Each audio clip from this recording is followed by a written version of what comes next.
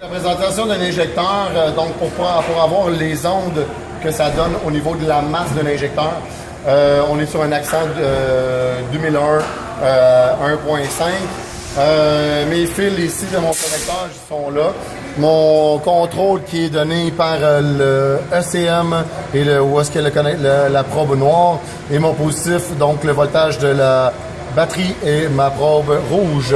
Donc, je vais choisir ici au niveau de mon oscilloscope ce que j'ai besoin. Component test, sélection, actuator parce que c'est un injecteur. Je vais à PFI, c'est le type de injecteur que j'ai en ce moment. Ensuite de ça, l'onde que je serais supposé d'avoir. Ensuite de ça, je vais faire run et je vais enlever le type d'onde que je serais supposé d'avoir. Là, le premier que je suis en train de vérifier, c'est si j'ai un 12 volts qui arrive au niveau de mon injecteur. Donc ici, je vois le 12 volts. Il est sur le négatif de ma batterie ici, là. Donc c'est comme un multimètre. S'il faut que je mette la clé à on, évidemment. Regarde ça, on voit encore le graphique ici. Je vais juste mettre la clé à on.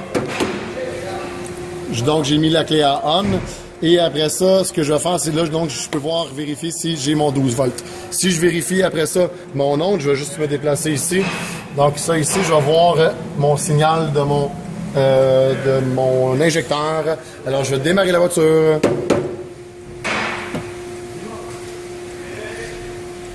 Alors, on démarre.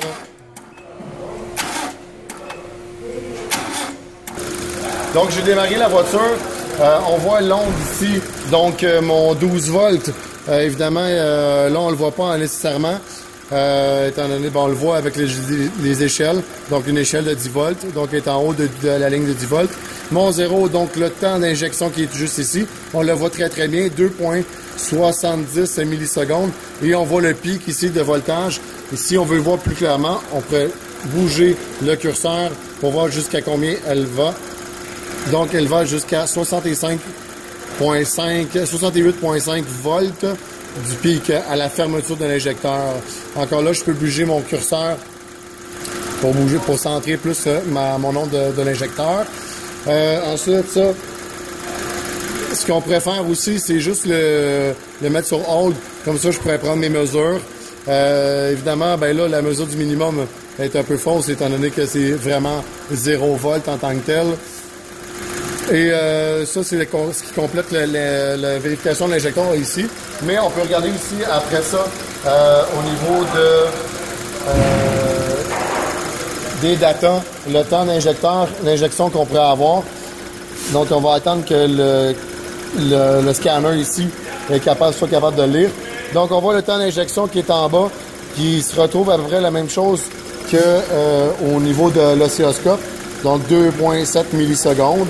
Et là, ce que je vais faire, c'est juste amener en révolution le moteur. Donc, si je regarde le temps d'injection, je vais l'enlever. Donc, on voit que le temps d'injection est beaucoup plus vite. Et là, il faut vraiment s'assurer que la connexion soit bonne. Donc, ici, on voit que le temps de seconde, ça va jusqu'à 4 millisecondes qu'on voit. Donc, encore là, pour avoir une belle lecture, ce que je vais faire, c'est encore le bouger pour être sûr d'avoir toute mon onde au complet. Donc, si j'accélère, regardez, ça va quand même assez long.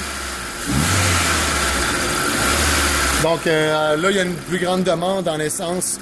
Étant donné que je monte la révolution, plus d'air qui rentre, plus d'injection. Donc, on voit ça.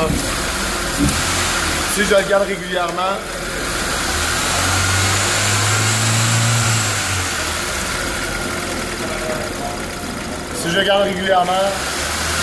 elle va se rajuster.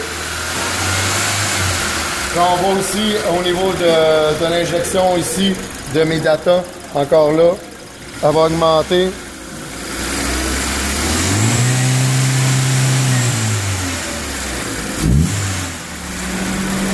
Donc, on a vu ici 7 millisecondes. Mais évidemment, c'est plus rapide au niveau de l'oscilloscope que du scanner, étant donné que je suis directement branché sur l'injecteur à ce moment-là. Fait que c'est ce qui complète la vérification, à part les résistances qu'on va vérifier de l'injecteur et le débit, donc la quantité d'essence qui coule de l'injecteur. C'est des choses qu'on va vérifier pour compléter la vérification de l'injecteur. Merci.